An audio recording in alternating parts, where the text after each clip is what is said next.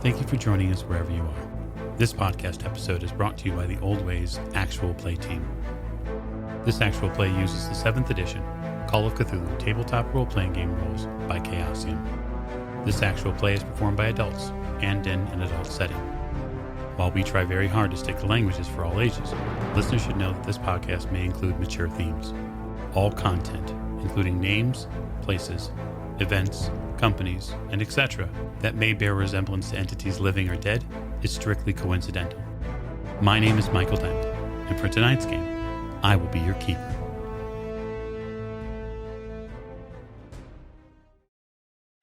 Thank you for joining us again on another episode of the Old Ways Podcast. I'm your keeper, Keeper Michael, and we have for you tonight a very special episode of Masks on the Orient Express. And so, before we get into all the fun we have planned for you tonight, we first need to do introductions. And so, to my right. Hi, this is Tiffany, and I play Maeve O'Shea, and we're still on a train. Indeed you are. To Miss O'Shea's right. This is Mike. I'm playing James Robert Fraser, and I have no idea what's going on. Quite true. To Mr. Fraser's right. Hi, I'm Rena. I play Lady Elizabeth Fitzroy, and I don't know if I'm on a train. Well, you're bound to find out. It might be the Coke. Indeed, it could be the cocaine, yes. At the end of the table. This is Jake. I'm playing Detective Jack Doyle, and I don't think anything interesting is going to happen at all tonight. 0. It's going to be a completely boring promise. Also at the end of the table. Hi, this is Giles, and I'm playing Simon Griffith, and I'm just impressed that the train is still intact after our two groups have gone through it. You know, put a pin in that. We might come back to it. To Giles is right. This is Lonnie, and I was never here, and you never saw me. That's correct. To Lonnie's right. Hi, I'm Miranda, and I play Maggie Bellinger, and did it get crowded in here? You know, the train seems to have filled up with some people. Or maybe this other place where you're at. It seems a little bit tight, but I'm sure you'll all be friends.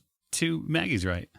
This is James. I'll be playing Dr. Sigmund Tartenbach, and he has definitely noticed there's a lot less elbow room here now. It's true. It's true. To the doctor's right. I'm Martin, and I'm playing Richard Courtney. And the last Richard could remember is that he looked left and something terrible was going to happen. Yeah, you know, Richard, we're going to have to talk about that. And then last but most certainly not least. This is Alex. I'll be playing Sam Perral, who is finding the few things more grounding than being told by white Americans to know my role, sit in the back, and shut my mouth, because not only am I ultimately irrelevant, but I can never hope or dream to be as exceptional as they are. Well, I see that we're on point for our 1920s theme. For some of you, you've had a very long and arduous day in the city of Milan. For a multitude of reasons, you have needed to relax, to calm yourself, to come back to center. And in doing so, you finally and somewhat eagerly found a restful state to sleep in. All except one of you. Professor, the last thing you remember was something charging you from the corner. And there was an enormous flash of blue light. And your vision finally clears. And you seem to be in your stateroom aboard the Orient Express. Is everything normal? If Richard looks around, where's the device? It's in your hand. You're covered in this blue dust. Richard's going to try and remember what happened. I don't know if he has any success there. You remember massive teeth. A huge gaping maw that came at you. Richard will probably just cautiously look over his body to make sure there are no sort of great teeth marks or scars. There are no great teeth marks, but your suit, that one you were wearing in the hotel in Milan, is part of it is ripped, terribly so. It's as if 4 or 5 long tears have been made in the right breast and down through the right side of your body. Oh, clothes, I don't know what to make of this.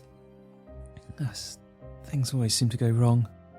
Richard will take some of this blue powder and just sort of secrete it away in a handkerchief or in a little bag if he's got one somewhere for later study. Those of you who are already aboard the Orient Express, resting as best you can on your way to Milan, the train seems to jostle and almost upend a bit. It's a very strange sensation because everything else along the rail to Milan has been silk smooth, except obviously some of the interpersonal issues that we're all gripped with in the moment. But it wakes you out of bed, Miss O'Shea, and you realize that this space, very quickly you realize that this space, this room that you're in is not, there's something off. There's something different about it. Okay, so if I crack the door open, do I see anybody? So you go to the door and you crack it open a little bit. You see that the train hallway is filled with these regular state carriage rooms that you're fairly used to. And there's a man making his way down the walkway. Well, that's the only person I see. Mm-hmm. He's got a lantern with him. Look relatively normal. The lantern's way out of place. It's not necessary, and the Orient Express is lit. Or, wait, why isn't the Orient Express lit? Oh. Okay. Doctor, you wake up. In my stateroom? Or rather, coach room. In your coach room. Am I alone in my room? If you and Jack were bunking together, then no. How long have I been asleep? Because if I was still singing and playing in the... You don't know. You're a little unsure as to how long you've been asleep. In fact, that goes for most of you. As the rest of you begin to kind of wake from your rooms, it's very difficult to remember how long you've been asleep. But the beds that you were used to, those of you who were in Milan, are not there anymore. You're back on the train. And those of you who were on the train, these do not feel like the beds you fell asleep in. Does this seem oddly familiar? The feeling? Riding on a train is familiar to the doctor, sure. Okay. I'm going to gather my things and get dressed. Okay. And, I guess go for a stroll. Okay. Maybe see conductor. Mr. Fraser, when you awake from your space, the immediate first probably thought is, good Lord, where are we? But after that, it's soon probably going to get him, he's going to get into gear for figuring out where everybody else is, specifically Lady Elizabeth. Yes. So, just looking out of the window, is it dark out? Is it middle of the night? You look out the window, and in the window, encompassing the entire landscape view from horizon up, are nothing except multicolored threads. Oh, good Lord. Thousands of multicolored threads, threading from left to right, blues and yellows and greens and reds, in these kind of chromatic, amazing color streams. What on earth? Right, so, well, I suppose I'd better get myself sorted out, see what's to do. And I'm going to take a quick look around the compartment that I'm in. Is the wardrobe or whatever we've got here, chest of drawers, has that got my clothes in it? Do I recognize this compartment? Is it maybe different to the one that I've been in before, or is it pretty much the same? It actually feels a lot like the Dreamlands Express. I was just wondering, yeah. There's no tentacles about, though, are there? It doesn't seem to be, no. The drawers, the setup, the room itself feels a lot like that train. What about clothing? Have I woken in my pajamas? No, actually, you've woken as you were dressed before you fell asleep. Right. In fact, most of you, as you wake up, are getting that sensation. If I check my pocket watch, what does it say? Oh, the dials just spin. It's another dream. Oh, well, in for a penny, in for a pound, I suppose. And I will kind of smart myself up as best I can, splash some water on my face, and I will go out into the corridor and see what I can see. You go out into the corridor, and you see two things. One, you see someone looking out from one of the other rooms. It looks like a woman. And then you see Henri Peters, the conductor of the Dreamlands Express, walking up the way here with a lantern. Mr. Peters, hello. He kind of casts the lantern in your direction. This is a rather old lantern. It's almost pre-Victorian. So it's got a rather large housing, and the light that comes out of it is teeming with small little fireflies in front of it. Mr. Fraser, yes? That's correct. Yes, indeed. We seem to. Well, I anyway seem to have found myself upon your locomotive again. He looks at you a little strange. But sir, this is not my locomotive. I don't know where I am. Oh, did you wake up here as well then? I did. I've found a lantern to find some light. I'm headed to the dining car or whatever is ahead of us to see if there's any explanation. Good man. Have you seen anyone else? Any of my party here on the train at all? No, but just from the look of it, he seems to scan the rooms in this rather long train car. There does seem to be a lot of sleeping cars here. Perhaps your party's in one of them. Oh, what is going on? Well, I'll go and find Lady Elizabeth if I can, I think, and then I might come and catch you up, and we'll see what we can see. If you do find anything, please do let me know. Oh, of course. Doctor, you step just slightly out of your room just to see what else is here, and you see an exchange between these two people. Listen for a moment, or if I can hear them. If not, then, just watch them talking. Body language, they both seem fairly confused. Yes, but It looks like there's almost some sort of camaraderie or understanding between the two of them, like they know each other. They're not strangers. No. Okay. They're talking way too close to be strangers. Complete strangers, anyway. Wait for them to pause talking so that I don't interrupt. Guten Tag. Mr. Fraser, you hear someone say hello to you in German? Guten Tag. I'm just wondering if perhaps either of you knew where we were on the train schedule, yeah? I have to say, I'm a little disorientated. James Fraser, pleased to meet your acquaintance. Shake hands. Dr. Sigmund Tattenbach, nice to meet you. Ah, a doctor, a medical man? Mind and body, yeah? There's nothing that would have given enough time cannot be healed. That is a good philosophy. However, I find myself to be a bit confused, at odds, if you will. I'm afraid I don't know where I am right now. You and me both, as the saying has it. I woke up here. I went to sleep in a bed in a hotel, and I woke up here in a compartment on a train. Intriguing. Have you looked out the window? It's very peculiar out there. Look out the window. Oh my, what is that? Yeah, that's not your usual weather phenomenon. Rap on my door, the sleeping door with the cane, the head of my cane. Tap, tap. What? Jack, you should see this. Pour yourself a drink before you do so. Yeah. Maybe you start hearing Jack and Sigmund back and forth. In fact, most of you in the general area begin hearing voices outside of your compartments. I guess I'll step out. How far are they down from me? Just a couple of doors. Why is it so dark out here? There's no light, Jack. Thank you. That's why it's dark. Well, you asked why it's dark. Where are the lights? There were lights on when we went to bed. As far as light goes, for those of you venturing out of your rooms, you see the man in a conductor's uniform who continues to head towards the locomotive, you believe, with the light. Conductor's uniform has an old school lantern in hand. Herr Fraser, this is my friend, Jack Doyle. Very pleased to make your acquaintance, James Fraser. Likewise, Jack Doyle. I'm gonna follow the conductor. Okay, you follow the conductor. Maggie, you wake with just the slightest bit of left arm pain. Yes, my initial thought was if I'm waking up in a strange place where I didn't necessarily fall asleep, would be to see if the arm is here as well. It is. Okay, that's good. That's comforting at least. Do I still have the strand of copper wrapped around my wrist? You do. You do have that strand of copper. Okay. I think I'm gonna be okay then. I'm assuming I would hear all of the talking going out in the hallway as well, and recognizing Mr. Fraser's voice, I would pop out into the hallway as well.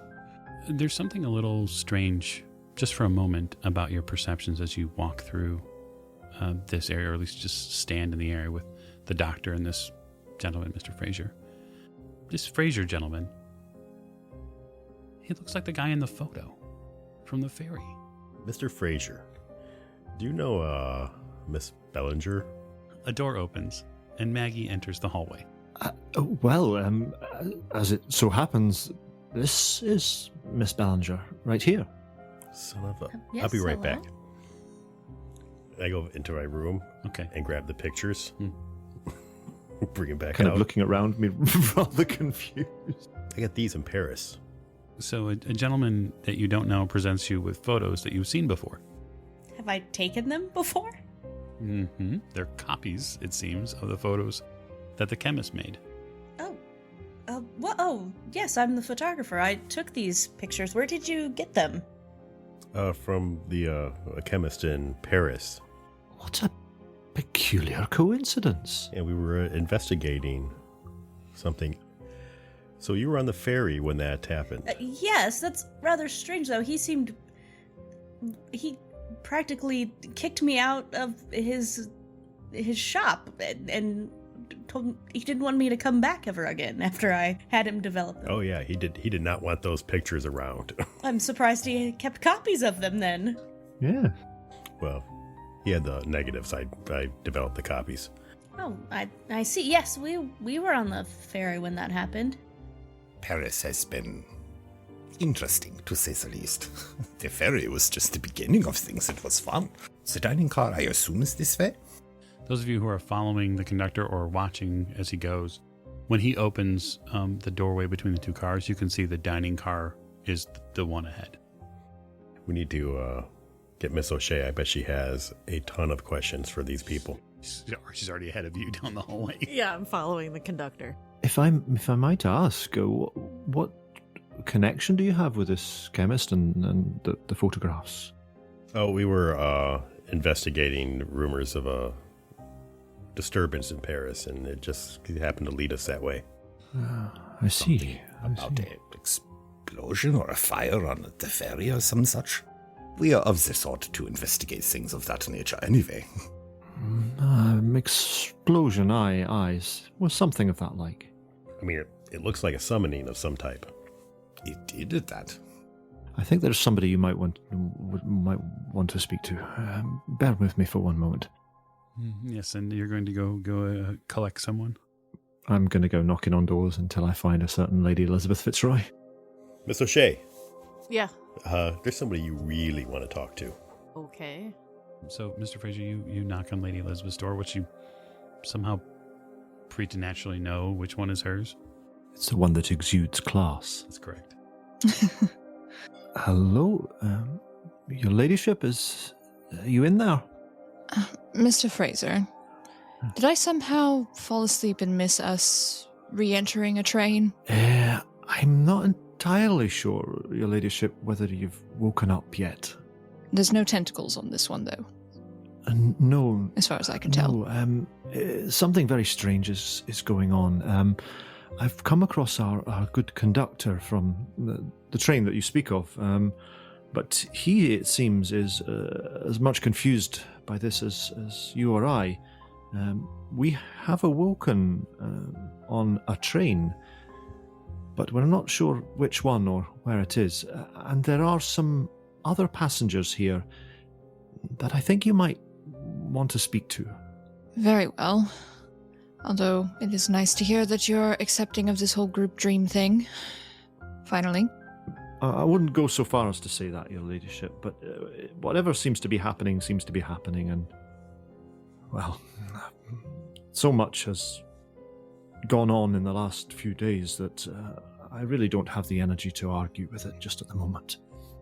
Those of you who are in the hallway are beset upon by death itself in the form of a herd of felines, which enter from the back of the car in that hallway and steam their way essentially forward.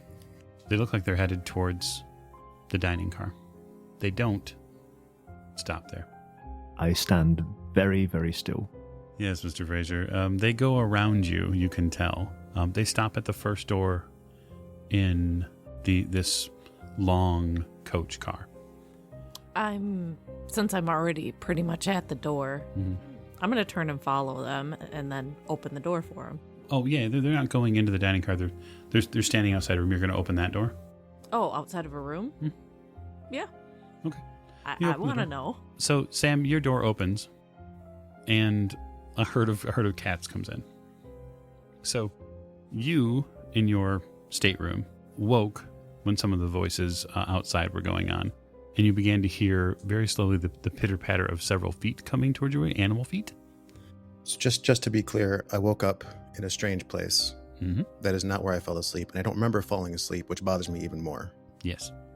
So what I've probably been doing while I've been hearing the voices go on outside is I'm acting under the impression at this point that we were either drugged and dragged, or that any number of things could have happened. Is there a window in this room? Oh, yeah, there is a window. So have I seen the nightmare going on in the sky as well? You have? Okay. So at this point, if I'm in this room, are my belongings here as well? It looks like your clothes are here, but there's no...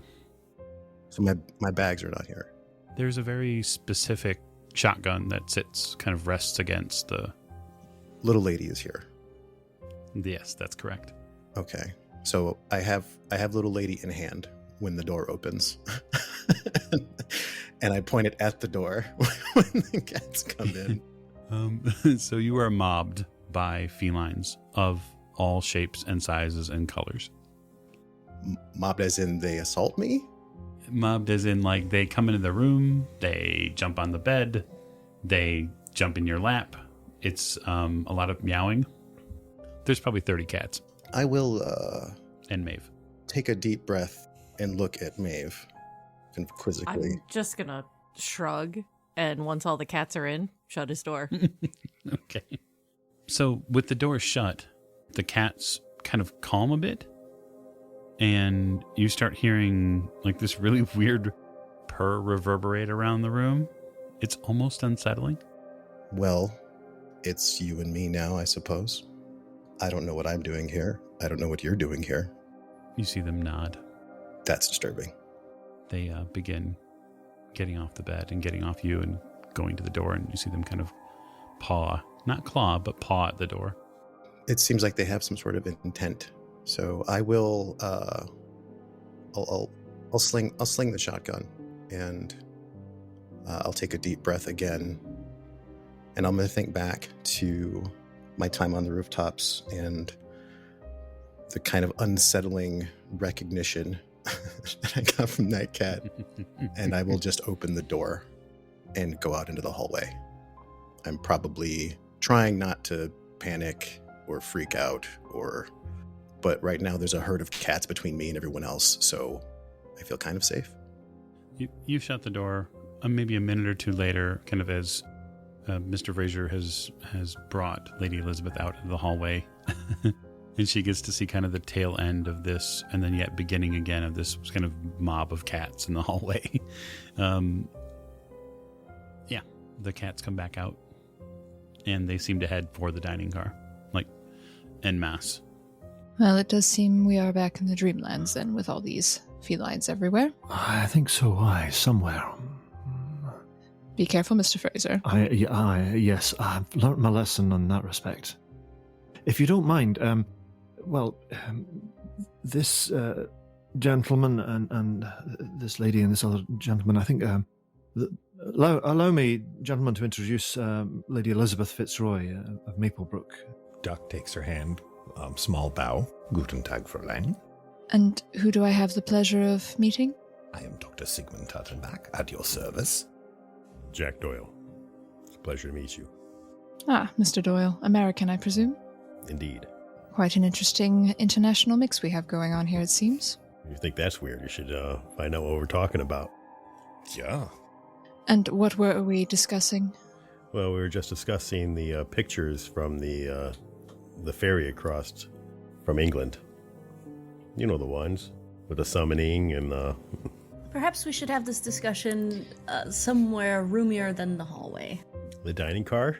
I don't know. There seems to be a lot of in there already. I, for one, could use a cup of tea if we're going to have deep, strange discussions. Why don't I raise the Professor and Mr. Griffith, and they can join us? Oh, I was certain the Professor's here. We couldn't find him last time. At least when we were awake. Indeed, yes, I'd quite forgot myself there, yes. Well, I'll get Mr. Griffith, and I'll see who else is here. Okay.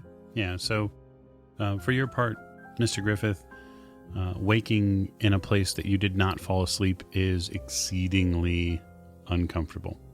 To that end, though, you are heartened by the fact that your clothes have not changed, that there are no tentacles under the bed, and that your Arkansas toothpick is close at hand. For one, I don't even look under the bed. I'm too unnerved at this point, but I do happily strap the toothpick back on and get myself dressed. And I'm feeling my pockets. Do I have my pistol? Is there anything else? My wire? Yeah, you have your wire. It doesn't seem like anything. You don't have any firearms on you. And I look out the window. No, that was a mistake. I'm sure it is. So you look out the window, and there is a kaleidoscope of color thread that spins through the air. It is very difficult to see anything beyond the horizon line other than these colors and the somewhat purple and dark landscape beneath them that this train seems to run on. I have a quick question. Okay. I wear the crystal on my necklace. Mm-hmm. Is that reacting in any way? Not at this time. Okay. So, Professor, after you collect yourself and your, the remnants of your threads, are you exiting out into the hallway at all? Yes. Richard will have a quick look around the room. I mean, does this place seem familiar to him? Oh, yeah, you've been here before. At least you think. He doesn't recognise it as the Dreamlands or the Orient Express. No, actually, this feels way more like the room that you had your dream in, except that it's the train. So in that case, I think Richard would look out the window. Oh, yeah, that's right where it's supposed to be. Hmm. And you have a better idea of where you are. Yes. As you think. Yes, he's been here before. Is the table in the room the same table?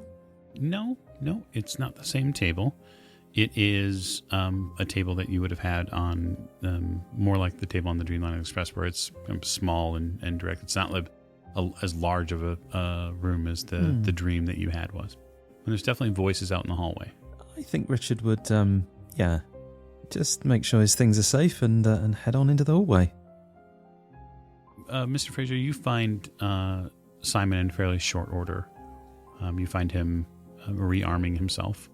Mr. Griffith. Jim, it ain't right out there. Settle yourself. It seems to be somewhere different. Would you like to come and join us? We're collecting ourselves and gathering in the dining compartment to discuss exactly what's going on. Do we even know where we are? Well, that's one of the things we're hoping to ascertain. There appear to be some other passengers on board as well. I think you should come out and speak to them. All right. Are we dreaming again? Or are we awake?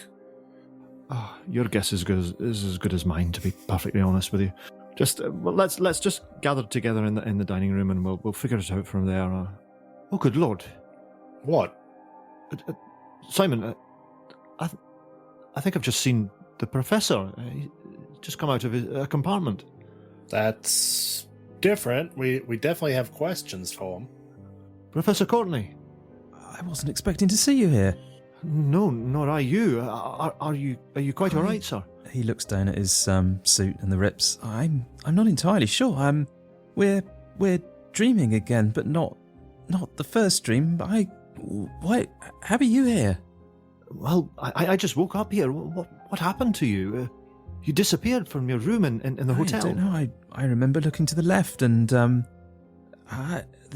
this incredible feeling of dread and I don't know what happened, but as you can see, my suit it's torn and I'm dreaming again. Apparently, I think it is. The conversation would probably be interrupted by Maggie sprinting past Simon and Fraser to get to bolt of lightning Richard. arrives. Yes. Running past Simon and Fraser to get to Richard and hugging him and then patting his shoulders, making sure everything's still there. Are there parts of him missing? Are there parts of him missing? Did we mess something up when we were messing with the blue powder? She's just so ecstatic and relieved that he's alive and here in person and not just as a pile of powder. Maggie, it's delightful to see you again, but he just looks very embarrassed. Richard, we thought you were dead. There was powder in your room, and it was the shape of you, and it screamed, and I thought you were dead, and we were gonna have to put you back together with the powder. And I didn't know what we were going to do, so I'm just so excited to see you alive. That sounds familiar. Yeah, it does sound weirdly familiar, doesn't it, Jack? Is that odd? Ours was more of a trail of black dust. Well, yeah, but still a pile of powder in the shape of a person. I mean, if I had a nickel for every time that has happened near me, I'd have 2, which is weird. It's true. Mr. Fraser is keeping very quiet at the moment because he's reminded of some events in Paris and also in the Dreamland. No, sorry, in Lausanne and also in the Dreamlands there. And the fact that they met a man in the Dreamlands who they knew was no longer alive in the real waking world. Indeed, you did. You all hear a bell. It sounds like a dinner bell. Well, shall we? I'm sure that'll be fine. There's in no way, shape, or form is that going to be bad at all. Oh, come on, Jack. And I'm going to grab Jack's arm and go towards the dining car. Don't worry, Jack. If this is a dream, then most of it is just based on your psychology. So there's nothing to worry about, right? Yeah. I open the dining car door for him and gesture to the rest of them in the hallway. Sure. After you. As we walk down as well, Mr. Fraser is going to quietly say to Lady Elizabeth, these other passengers we have met, they have the photographs that Miss Bellinger took on the ferry across to France, and they don't seem to be overly shocked by the content of them. In fact, I heard the use of the word summoning on more than one occasion. I thought that might be something you might have an interest in. I sort of cock my head slightly. Which one mentioned the word summoning, Mr. Fraser? I believe it was the American gentleman. We shall have to have a conversation then, shall we not? So, Sam, the dining car, you and the cats are the first ones to arrive, and so you kind of have your pick of seats. It's much wider and deeper than you expect. There's also a very long table set up on one side of it. There is a single seat beside that long table, and then there are kind of a row of chairs that are set up, as if almost like a conference room almost. It's a little strange in this era, but it almost looks like there's an event being planned. I'll see what the cats are doing. Are they averse to being, like, are they real? Because hearing all of this talk about dreams and all this other madness going on behind me, I'm kind of patting myself. I feel here? I feel whole. Do they feel real? The cats? Yeah, most definitely. They have warmth. You can feel the texture of the fur and how different it is between the types of cats that are here. You do see that there are a fair amount of, I would say, smaller rather than larger cats. There's only a few large, like Maine Coon style cats here, but there are 2 or 3. Most of them are fairly middling to average in height and in weight. Colors vary from very plausible colors in the spectrum to things that are not. Like there's a purple cat here. Huh. And the cat that followed me is not here. You haven't seen it yet, but there's been a lot of cats. I mean, there's 30 to 40 of them, so. Okay, at this point, I'm not sure who's responsible for this, and they seem awfully comfortable with these new people. So they all seem kind of wanting to get into this dining car, so I will take up a spot away from the door, kind of in between where the long table is and the general seating is, and I will just watch everyone come in. I'll try not to look nervous, but I'll definitely be skeptical and wary of pretty much everyone at this point because I have no idea what to think. Sure. So the rest of you will make your way into the dining car, and as you do, there are a varying number of cats taking up seats, sitting on tables, and it looks like the conductor, the gentleman that some of you know as Henri Peters, he is doing his best to work from behind the bar to get these cats fed. He's trying to make sure that they have what they need For some of you, this seems a little silly. For others of you, you probably know exactly why he's doing this. He motions for everyone to come in. Come in. I'll do the best I can. It seems I'm the only staff member here, so hopefully he kind of looks towards in the direction you think the locomotive would be in, and he says, hopefully whoever's ever driving this knows what they're doing. He kind of goes back to pouring milk and putting out saucers and... Allow me to lend you a hand there, Mr. Peters. Oh, I would not in any way, shape, or form think of it, sir. My duty here on the train is to be of service, and you are a guest. And so you could perhaps help with the drinks? He kind of smiles. Aye, of course, yes. Allow me. Well, what do we have here now? Go up and examine the drinks cabinet and see what we have. Full. You are well stocked, sir. I'm going to take a Shadowrun seat. Okay, so explain. So basically in a corner where I can see all the exits and nobody can sneak up behind me. Okay, well, there's only like 3 of them total because one's taken. So you take a seat. The darkest one. No, that's taken. You take a corner seat. It feels comfortable to put your back against a couple of corners just because you're fairly certain that you're safe. So because I've had experiences with different kinds of dreams, how unsettling is this compared to some of my other ones? Yeah, I mean, so far it's not that bad. I mean, your friends are here. I'm just gonna assume only because they have spoken of dreams, and this is weird, but it's not like the one that we had with Jack and Lillian. No, that was a very different dream. And that one felt totally different, right? Yes, that was with you, Lillian, and the doctor. That was not with Jack. Oh, that's right. Miss O'Shea. Yes. I'd like you to meet Miss Bellinger, the woman who took the photos on the ferry. Were you responsible for that? I'm responsible for taking the photos, yes. Oh, but not for the... I'm going to assume it was an elemental. Excuse me, an Ella-Wuddle? Okay, so... You were just unwitting witnesses? Well, unwitting seems like a little bit of a slight, but yes, we were there, and we were traveling on the ferry, and then all of a sudden there's a horrible storm outside, with flashes of lightning. I went outside to take pictures of something my companion saw, and it attacked us, but we were able to fend it off, and that was about it. Who did you make mad? Probably a few people. Well, if we knew that, we wouldn't be having this conversation. Not Lady Elizabeth until after Fair that. enough. But... Yes.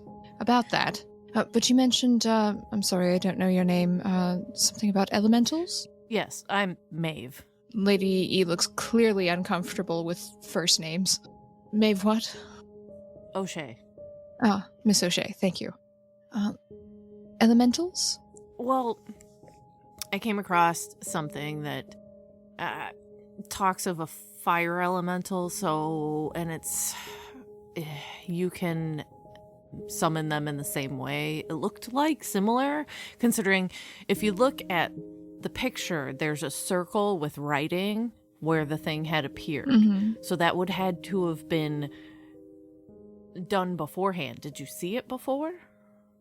Not as far as I'm aware. It just appeared. So there was nothing on the deck before it appeared? Not when we arrived on the ferry, no. It seemed to be almost burned into the deck. Well, then maybe if when it was summoned, it burned that into the deck. As it landed, that's potential. Doc taps his nose and nods. That sounds more likely to me. Yeah. Oh, actually, can I see the picture again? Yeah, here you go. Can I read now? Oh, look how crafty you are.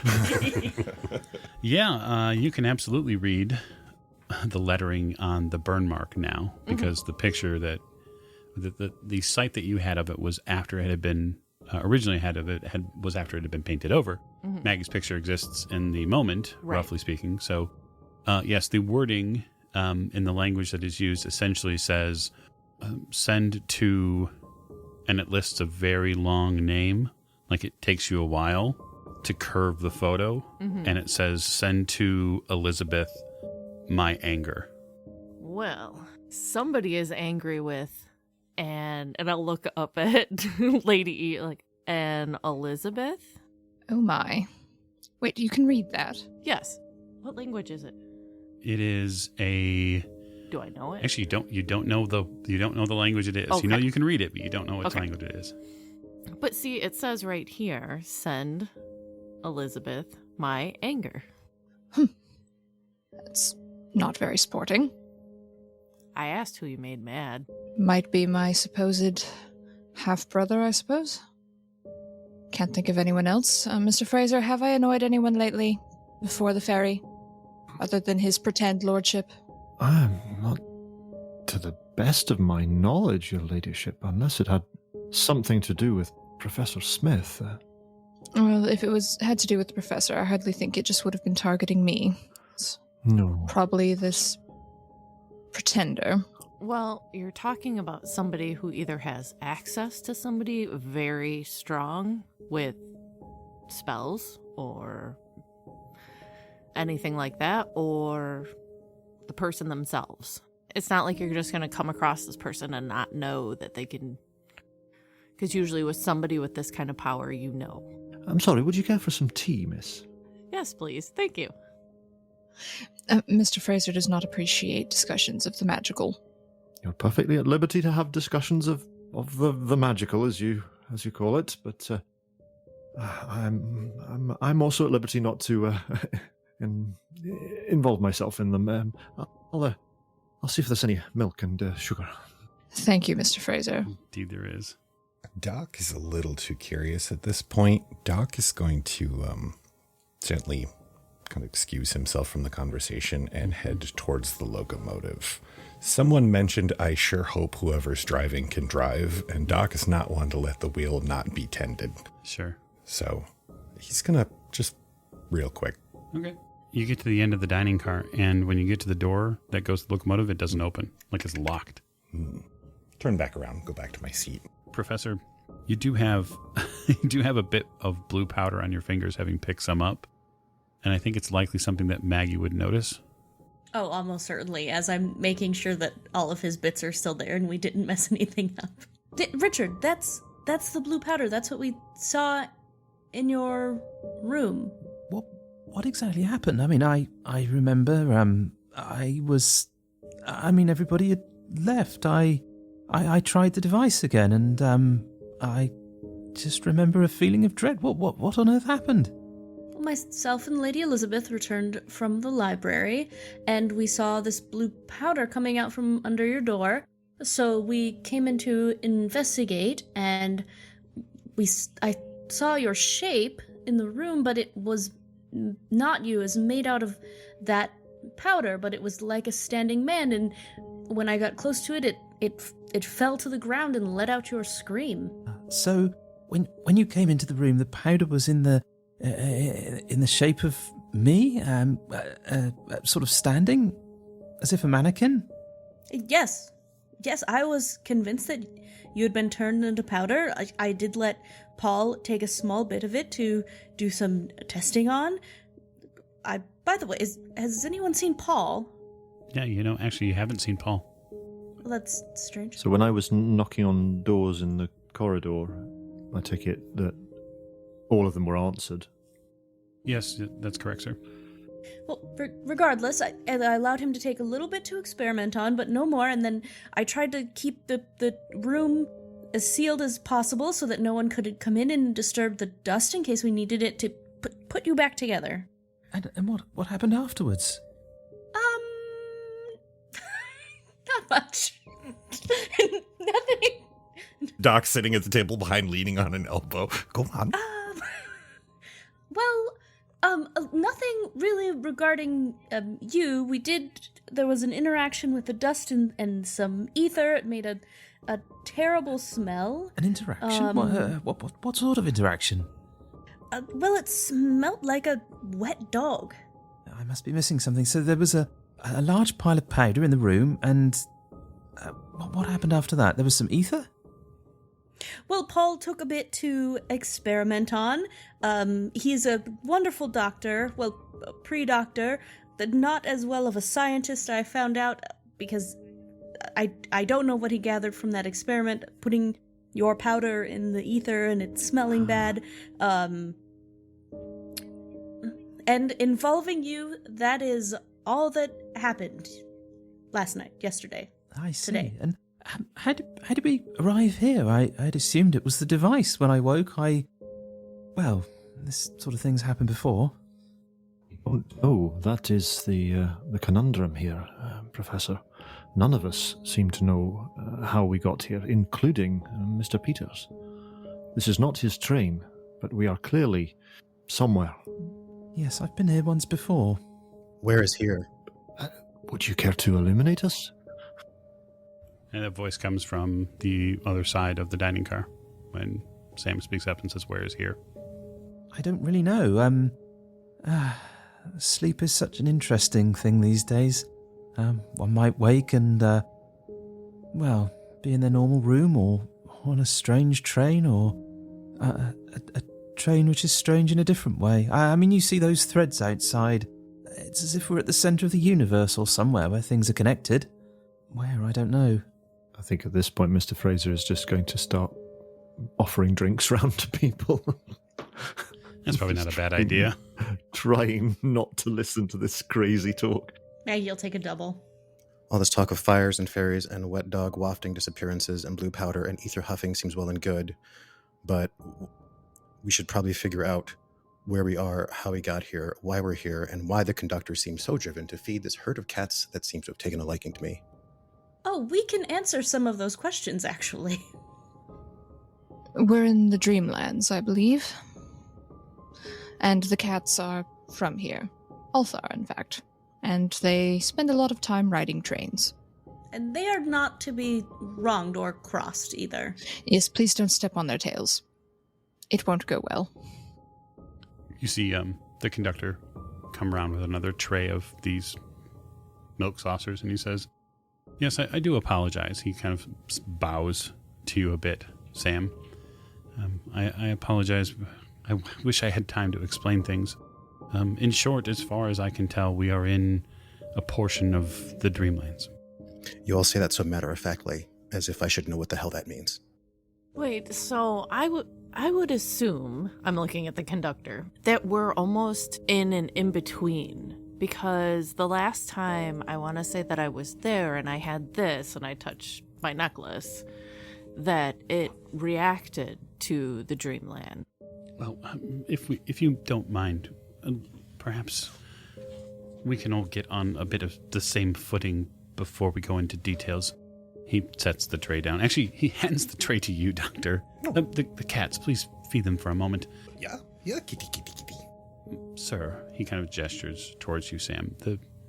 This place, this location, is something which we believe happens in either memory or spirit. It is a place that can be traversed. It is a realm that sits outside the physical one that you know.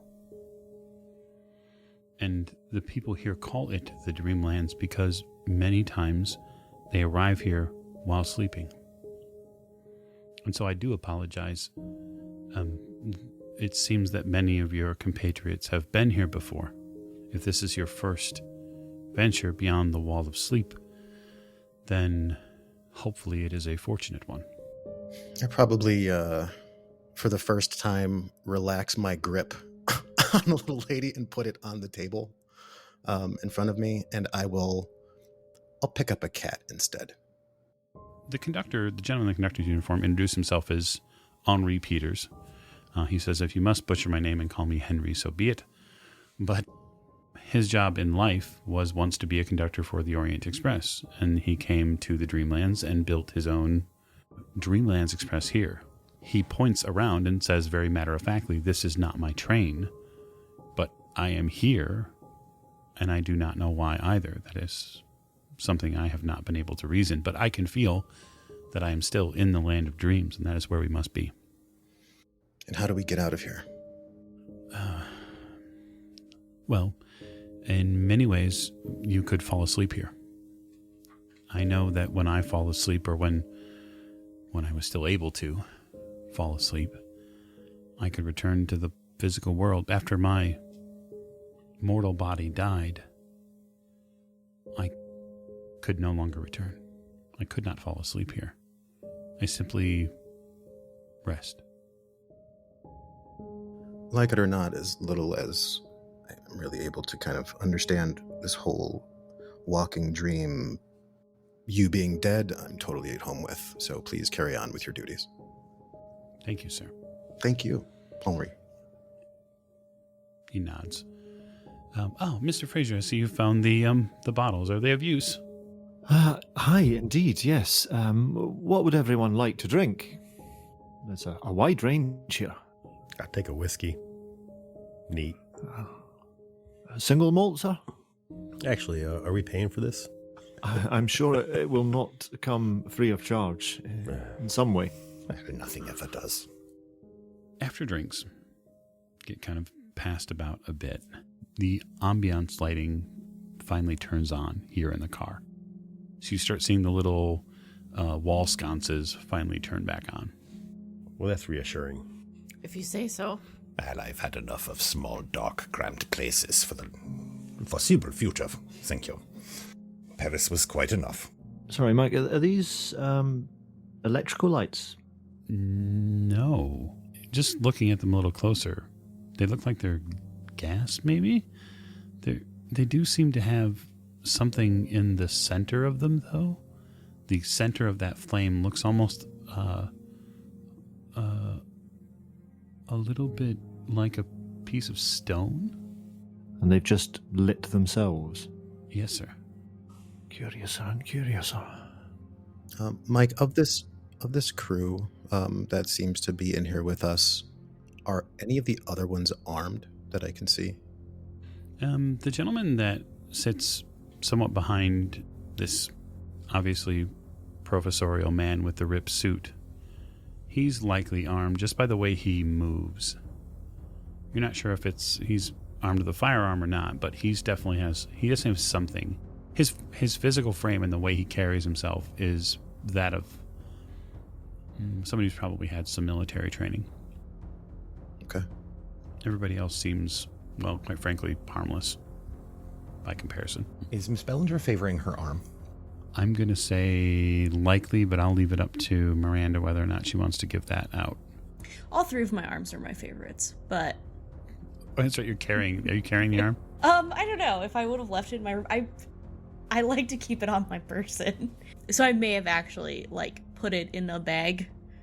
But I would probably have my arm kind of, clutched maybe closer to my body as one does when they're injured a bit. Maybe a little, Doctor. Okay. I don't know if it's a complete giveaway, but she seems to be very much, as far as body language, seems to be paying an awful lot of attention to this man in the ripped suit next to her. So, Miss Fitzroy, so... Lady Elizabeth, oh, thank you. Lady Elizabeth, then. I would suggest you find out who's mad at you, because if they can do this and it didn't work, I don't want to see what comes after. Yes, well, I wonder if it has something to do with this, and I'm going to pull my book out of my bag. So for the unacquainted, there is a very large tome that she pulls out of her bag. It has several wide, what almost look like iron bindings on it. The leather and or whatever the cover itself is made out of seems fairly well worn. The pages seem old, and the book is apparently, at least visually, locked. Have you unlocked this? That's the problem. I can't quite figure out how to open it. I have been trying for several months. Mind if I take a look? Oh, please.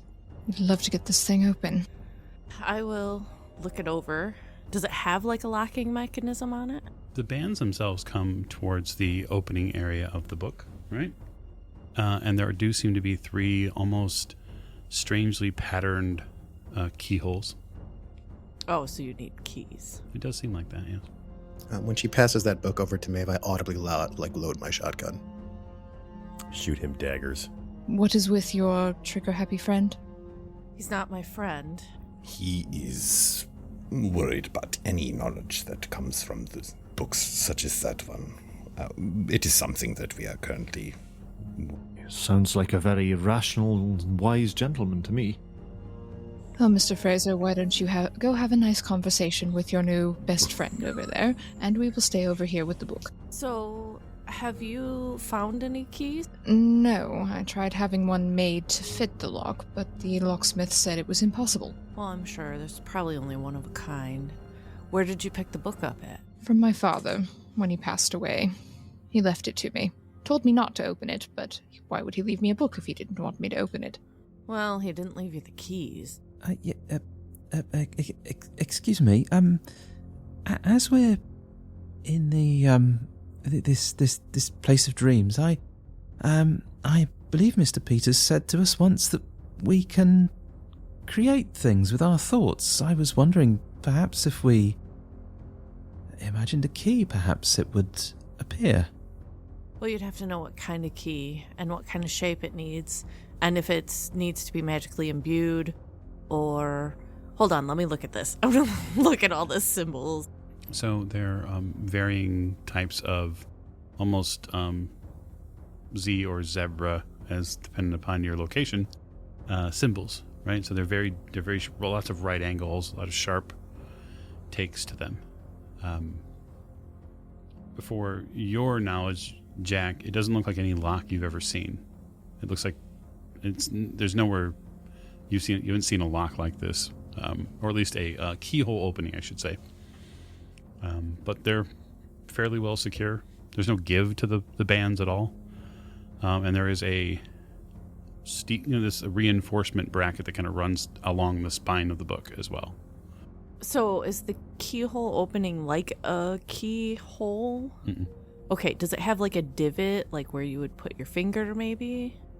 No. They're fairly sharp. It almost looks like you would have to smith something. How deep does the keyhole go? Probably about 3.5 to maybe... Oh, so it's a sizable... It's significant, yes. Yeah, okay. It's a fairly deep lock. What kind of shape is the opening? So if you are looking down the edge of it, there are 3 bands, one at the top, one in the middle, and one at the end. And as you kind of look down at them, there are these strange shapes that sit on the inside there, or I should say right on the facing of the lock. Right? So whatever key would be placed in there would be likely flat, probably even somewhat thin. Oh, to follow the shape of the symbol. Yes. Okay. And these are symbols you are not necessarily familiar with. Right. And since they are not a language, the necklace doesn't work on them. And there's no other outward writing on the book? Nope. It's a big mystery, much to the chagrin of one Lady Elizabeth Fitzroy. There has to be something on your person or something from your father that would fit in this. It would be flat, maybe with similar symbols. You'd probably have to open the locks in a certain order and follow the symbols in a certain pattern. Interesting. We didn't find anything of any such sort at Father's estate. Wonder where he would have kept such a thing. Like, not a letter opener or maybe a hairpin from your mother? My father was not the sentimental type. Is it possible it's something that your half-brother has? Assumed half-brother. Just based on what I've read in the papers. Yes, well, one can say what one wants. As much as one wants, it doesn't make it necessarily true. I'm sorry, sir, did you say that you'd read of the case in the papers? Oh, yeah. I've been following it closely. May I ask what the most recent reports are saying? If I remember correctly, it, that you had left the country in order to stall it, I believe. I suppose one can't control what these tabloid journalists put in their trash. That is the truth, yes. Aye, well, we have someone looking into it. The only reason I filed is I work as a private detective back in Chicago, and this is kind of the thing I would usually handle. So it, professional curiosity. I see, yes. And what do you make of it yourself? Well, it has not been unknown for people of wealth to have hidden paramours and the like, but it's also very common for con artists to try to take what belongs to somebody else. Indeed. Well, this man, whoever he is, and whatever his lineage that he claims, whether it's true or not, he has absolutely no claim on any of the things that he says rightfully belong to him. It's quite ridiculous. I hope the investigation bears that out. I'm sure it will. There's another bell. It chimes a couple of times. You see Henri stand up as if to try to figure out what the world's going on. If you don't mind, I'm going to take a wee turn around the train and see what I can see if there's anything else here that might give us some sort of a clue or indication as to exactly how we've come to be here and why we're here. The door you came in to get into the dining car opens, and a rather frail woman walks in. She's clothed in a very well-made Victorian mourning set. She seems to be veiled, and she walks in, passes her way through the space. The cats don't necessarily directly react to her either way, but they don't cross her path. She moves in far enough to have access to the seat at this kind of large table. That single seat that sits on the far end, most near we'll say, if you're entering the room, if you're entering this massive dining car, we'll say to the left side, the single lone seat there. And she sits down. She has a bag with her that she places on the table. I'm going to glance at Mr. Peters and see if there's any sign of recognition in his eye as who this might be. He looks at you and understands immediately the notion you're trying to get over to him, and he shakes his head no. He kind of glides over towards her. Excuse me, madam, is there anything I can get you? And she inclines her head and says, I need but a glass of water. Her voice is pretty cracked. You feel the train slow. You all do. I think seeing as I'm at the been dealing with the drinks cabinet and that sort of thing anyway, there'll be a jug of water and a glass, so I'll pour her a glass of water and pass it over to her. I'm going to look over at Jack. This is not good. I agree. She takes a glass of water. And you can see Mr. Fraser in her, just from her hand, you can see how far the dress lace goes. And you can see that on the pattern that covers part of her palm from this dress, it reminds you very much of something high Victorian women might wear. Just as you get closer to it, you can see whoever she is, she was a person of station at least at one point. I shall pass her the water with all due deference. She gives you the slightest of acceptance movements, like from her head. It's nearly imperceptible to most people, but you pick up on it. She acknowledges you. I hope that is to your liking, ma'am. I have much to say. We all do.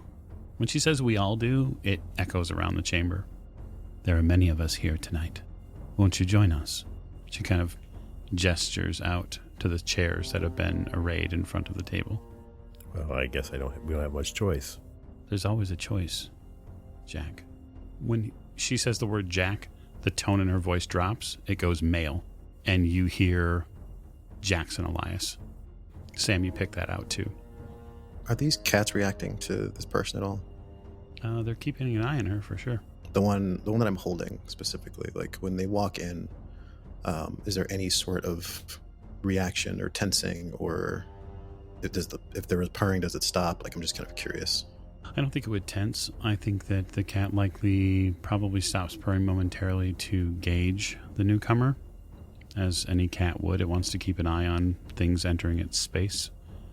And after a while, if you continue to hold it and likely pet it, then it's probably going to go back to feeling the same type of safety or good feelings as it did before.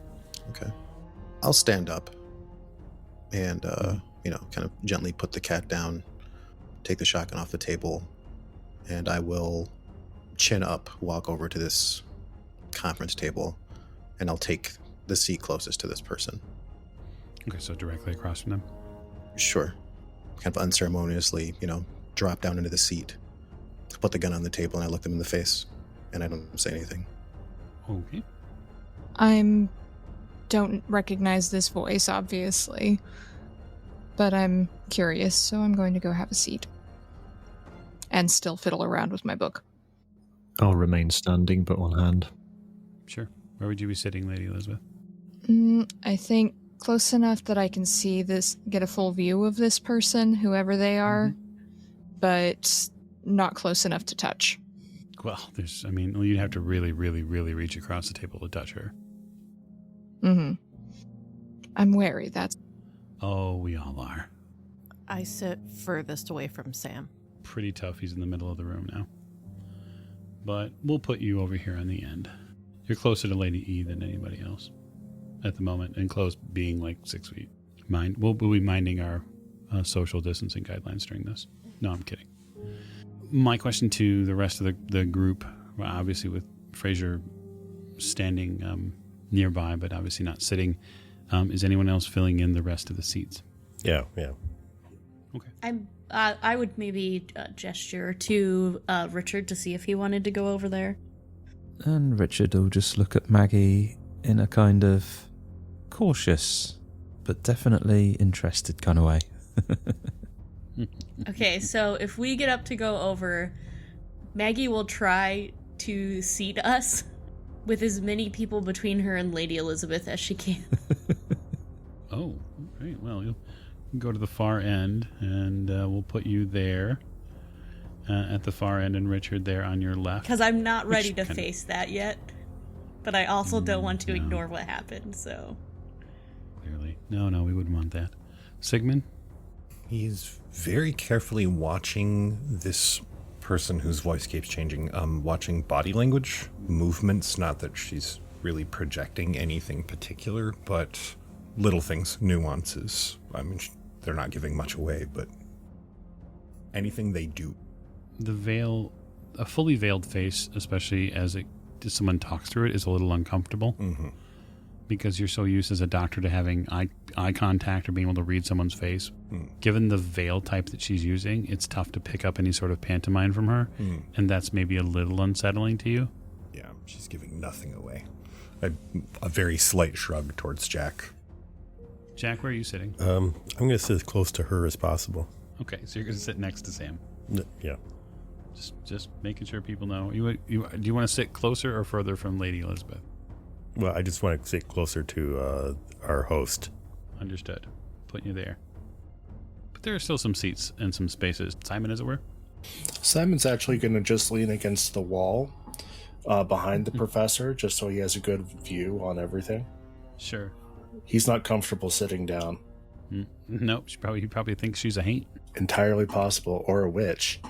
Out of her bag, she takes a pile of something in her hand. She takes the bag and she pulls out something from it. It clutches it in her entire hand. And she extends her hand kind of halfway out over the table. And when she does, she upends her hand completely. And out of her hand, a multicolored dust lands on the table. And it begins to coalesce in front of you. And it rebuilds a blue and bright magenta stone. I recognize the stone. You do. With it reconstructed, her body slumps. Like she hits the table like somebody threw like a fish, like a dead fish on the table. And then the body jerks back up. I look at my stone. It's hot. All of them? Yeah.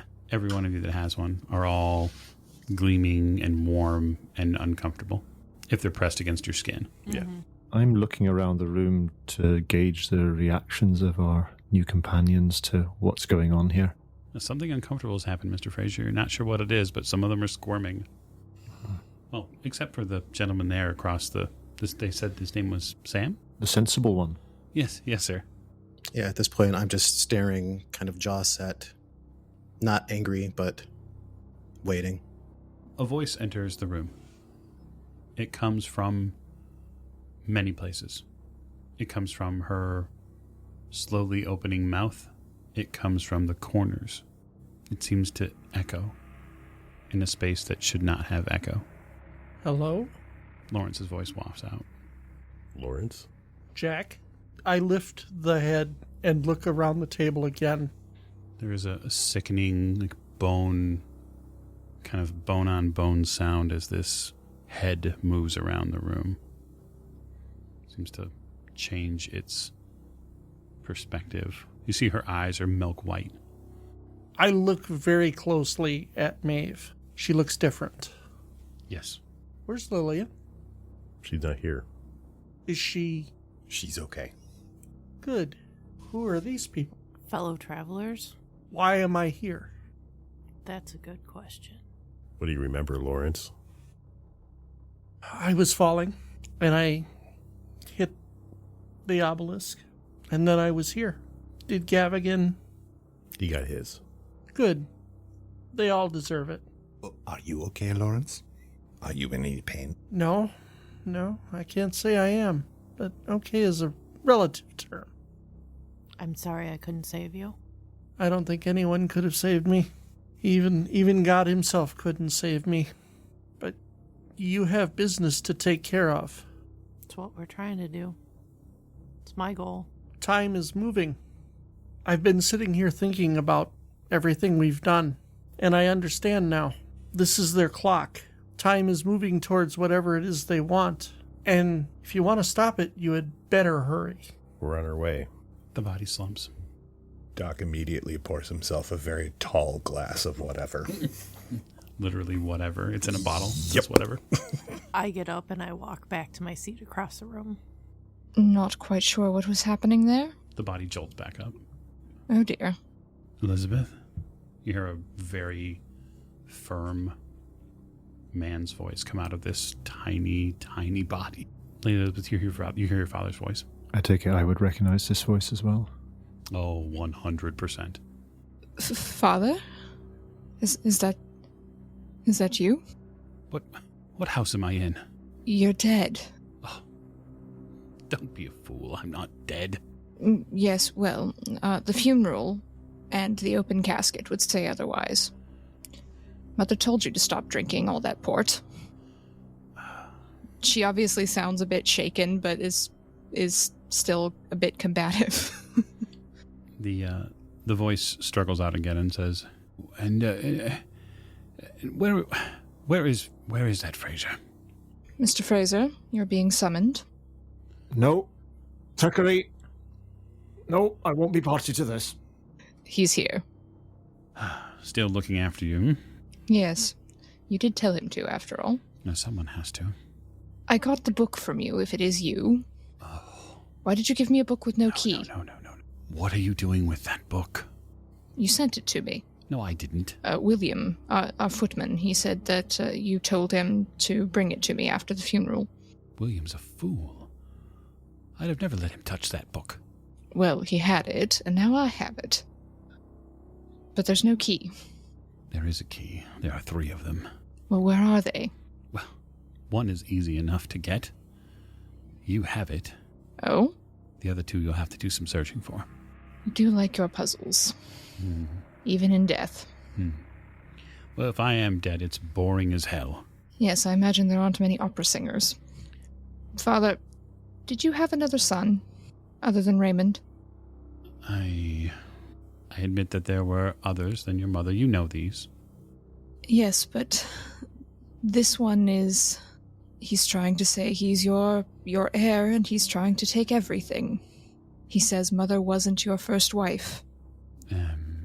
Under English law, Your mother was my first and only wife. And under other laws? Before I met your mother, there was a woman that I spent some time with. I was very young, you understand. And there were customs that I was not prepared to understand the totality of. I was in a foreign land, and I was in love. Right. An emotion you are completely familiar with, I am sure. Her hands are shaking a little bit. Yes, of course.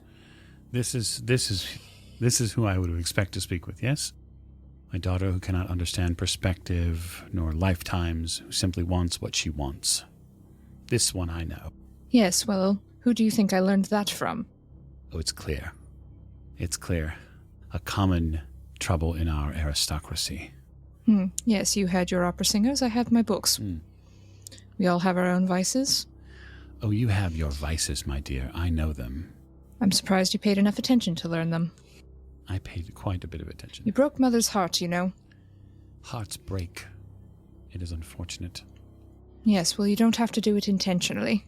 She hasn't spoken to anyone other than me and Raymond ever since your funeral. She won't leave the house. She can't bear to go anywhere near your study. I hope you're happy wherever you are. I don't believe in heaven and hell and purgatory and all these other things, but wherever you are, I hope you are well satisfied. There's nothing out here. There's nothing. That's comforting. Existence beyond death is nothingness. But you do exist. You brought me here. That is clear. Not intentionally. But here I am. Why did you leave the book for me? There is something in it. There is a very powerful working, which can only be, it can only be done from a specific place at a specific time of day. It is something which can rework the very fabric of a very important place. The reason why it has been kept away so long from the people who are searching for it is because they wish to change a place. They wish to alter it physically to allow for something which cannot be. The binding, the spell itself, these pages, they are indestructible. I have burned them thousands of times. Does your bastard know about this? Because I have recently learned he may be attempting to kill me. Alexander. Ah, yes, so you do acknowledge him. That's wonderful. That's nice to know. He was born before you or Raymond. Yes, I'd rather gathered that. Doc nonchalantly slides a drink towards Lady E. And are you quite certain he has no claim under English law? None. He cannot take that which has been given to Raymond. He is playing at a farce. He is trying to make you a target. A social target. Yes. He's not having that much luck now, is he? I'd like to see him try. It was not Alexander you need to worry about. I would take care of troubling his mother. Yes, I believe I've seen her in a place like this. What's her name? The woman in the Victorian garb opens her mouth and nothing comes out. Always did have a flair for the dramatic. The body collapses.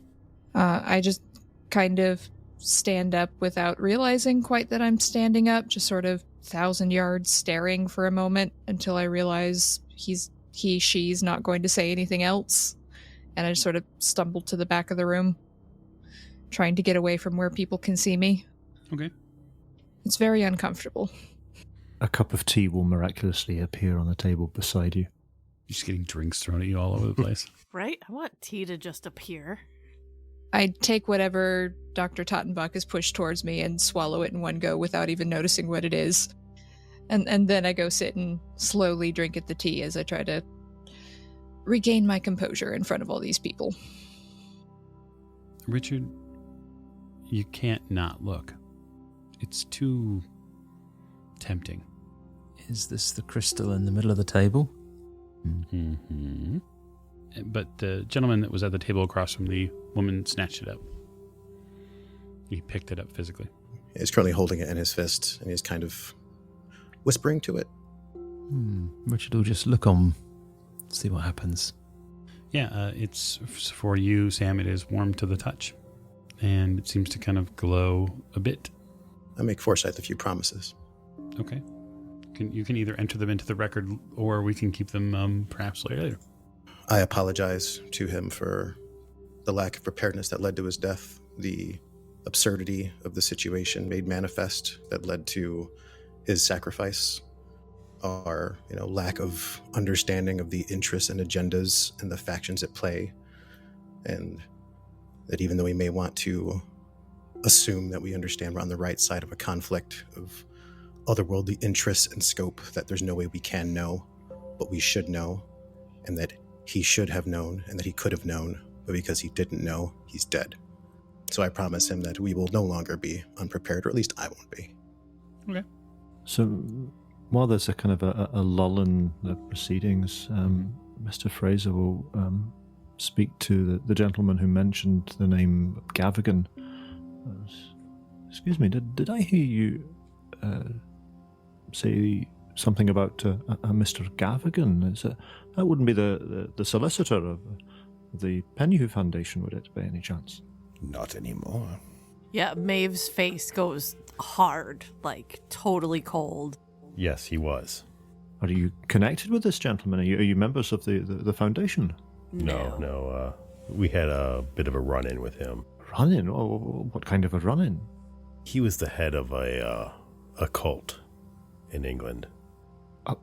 What did you say now? Yeah, a cult. He was kidnapping and sacrificing people to this Black Pharaoh or whatever.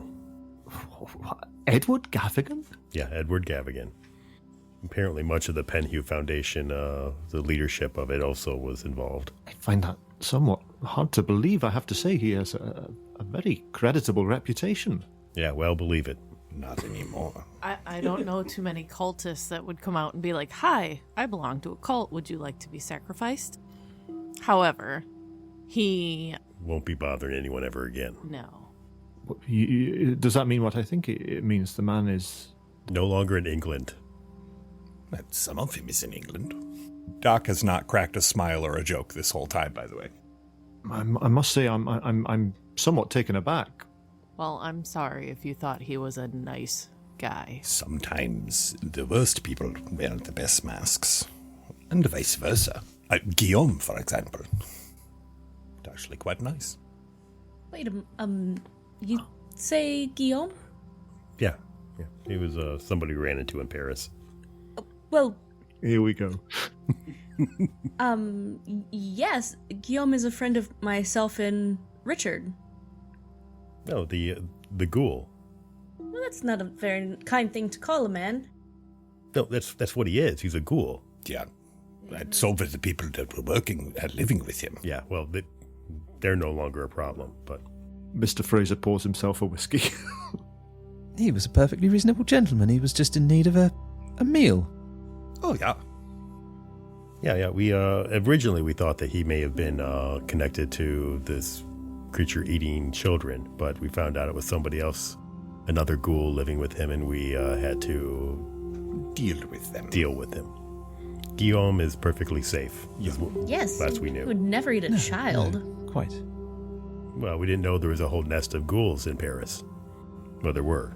Now there's just one. I find it kind of suspicious that the things that we have been trying to fight, this other group seems to be friendly with. You could find suspicion in a basket of kittens, Miss O'Shea, and you know that's true. The train itself, that had been slowing before, begins to pick up speed. Actually, quite a bit of it. The threads outside that are visible from the windows here, which, because the windows have not been closed, they've been at least lightly visible at the top rail here, begin picking up an awful lot of speed. Is that body still here? Yeah. Is it slumped or seated? It's both, actually. It's seated and kind of collapsed over onto the conference table, on this large table. I'll stand up from my seat and push it. Like push it over, or? Well, if it's slumped over, I'm going to push it at the shoulder and see, does it fall off the table, or does it jerk back up and have something more to say? Neither, actually. It doesn't fall over unless you push it really hard. I'm not gonna. You push at it. It doesn't seem to react initially to your physical touch. Is she alive? I don't know if it ever was. Now's the time to find out. You want me to cut its head off or something? No, check a pulse. I will do all of the head severing. Come on. So just getting, if you reach out and like actually touch flesh to flesh on her, you're actually going to have to dig a little bit because of all of the high Victorian clothing. It covers up a lot of her skin. But just getting in at her wrist is probably the closest way to check. I go under the veil and I check the neck. All right, you go into the veil. You see an amalgamation of faces. Not one, not two, not 10, maybe 50. In this kind of spilling and moving mass of faces. I mean, I was just going to reach under there, but this works too. The eyes, plural, as many sets are here, begin to track you and look at you. And you can see all sorts of different people inside this face, this single ovoid face. There are many people within. And while I wouldn't normally, I'm going to have you roll sanity. Sure, let's do it. That is a 73 out of 74. Okay. So, all right, you will lose 3 sanities here. This is horrifying and oh my god, what is this? I'll put the veil back down. I'll close my eyes. The body shakes and trembles. It seems to go into some sort of spastic move. The train moves faster and faster. The windows begin to blot out, each one in time. The threads die as darkness consumes the windows. And that is where I leave you for this episode of Masks on the Orient Express. So, thank you so much for joining us. Thank you to our backers and all of the cast members for making themselves available. We will be back in another time and perhaps another place.